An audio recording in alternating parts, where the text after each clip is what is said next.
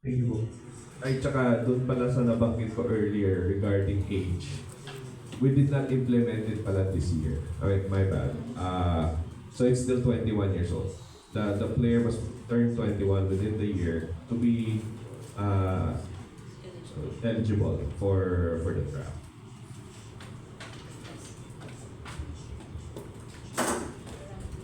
Okay. Okay. Follow-up ni Lito. Wala daw bang bagong team na nag-a-apply sa PBL? Sir Ricky.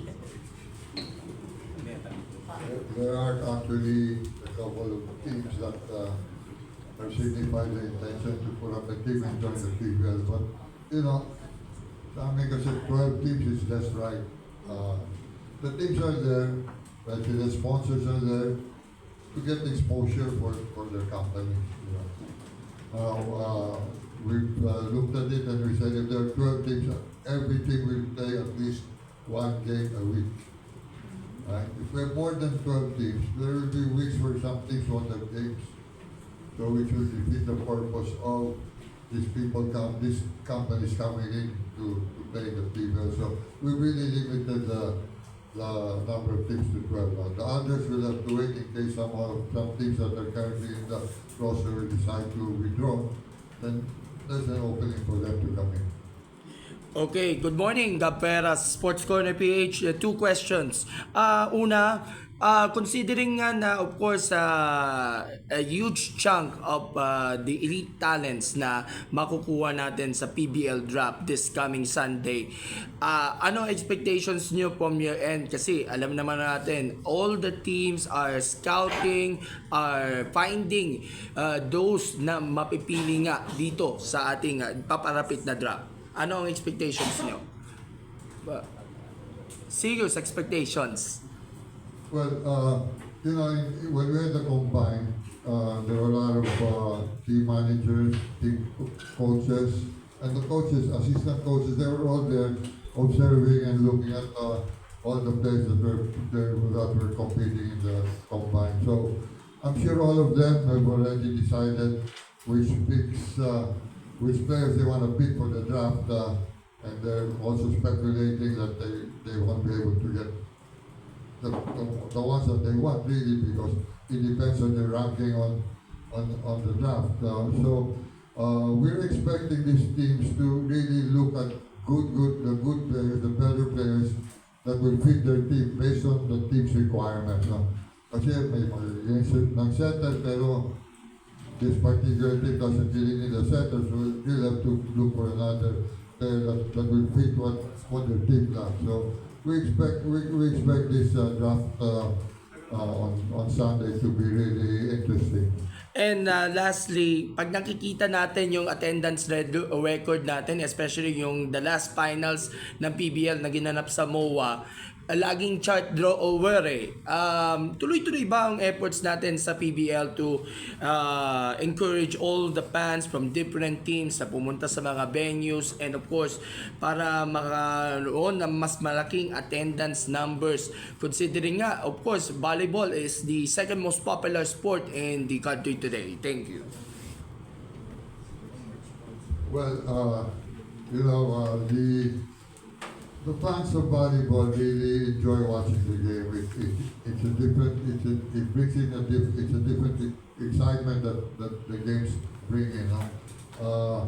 The players themselves are popular. The players are good. So we expect the fans to come in.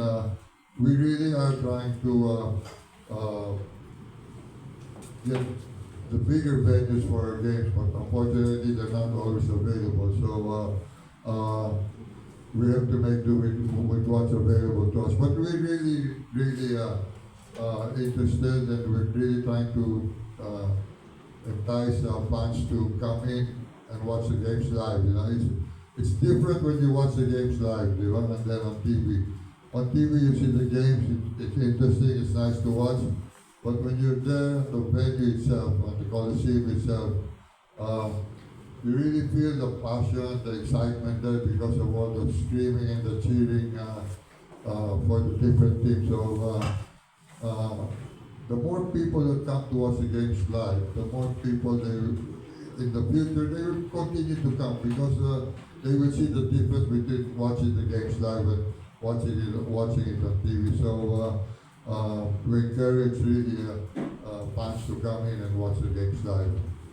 We are sometimes we have promos like you buy one ticket, you can bring a friend, so that just to make more people coming to watch the games live. We're trying to come up with promos and other issues and other things that will entice more people, more fans to come and watch the games live. In fact, people have been suggesting 1,000 na yung ticket niyo, masyadong mura, ganun. That's not our point. We want people to come to watch the games, so we're keeping our tickets at the minimum. Okay, some more questions. Okay. Is the PBL ready, or shall I say, are there any plans in the future for an invitational type of tournament or mini tournament? Like you may invite a team from Korea, Thailand, Japan leagues, and playing with the best of the PBL. Well, actually, last year we had an invitational where we invited a team from Taiwan and Thailand. Yeah. So, and this year we'll be Mas having. malalaki. I mean, Yeah. like Korea, Japan. Well, ano naman? This year we're trying to invite bigger teams. So, kasi ano yan eh. We wanted to invite mga mga Russian, pero tingnan natin. I'm not. We're just it really depends on their availability. Yan naman. The problem with the it's a scheduling problem. The other countries have the same follow the FIFA the FIVB schedule that national players cannot play or are discussed on playing for the club teams during the season. So during our invitational is scheduled during the club season, which unfortunately is also the club seasons of the other countries. So last year we invited a team from Japan, which I think it was just a team that wasn't really competitive enough, and it was a disappointment. Like I said, they didn't compete well with the local teams. So, but we're still trying to invite and entice teams from Japan especially to come in. Thank you so much for gracing the PSA forum, Sir Sherwin. Parting words to the millions of fans, followers, supporters ng PBL. Yeah. First, thank you again, PSA, for having us here, helping us reach out to the fans and updating them with the latest developments sa PBL. I hope you get to watch the draft this coming weekend on Sunday and online. No? So, and then on starting this end of June, July until August, we're having mga out-of-town games, yung PBL on tour.